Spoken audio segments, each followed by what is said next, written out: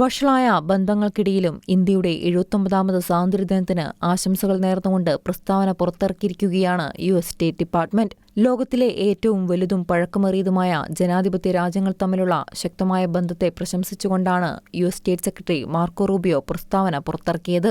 August 15-ന് സ്വാതന്ത്ര്യദിനം ആഘോഷിക്കുന്ന ഇന്ത്യയിലെ ജനങ്ങൾക്ക് അമേരിക്കയെ പ്രതിനിധീകരിച്ച് ഞങ്ങളുടെ അഭിനന്ദനങ്ങളും ഊഷ്മളമായ ആശംസകളും അറിയിക്കുന്നു.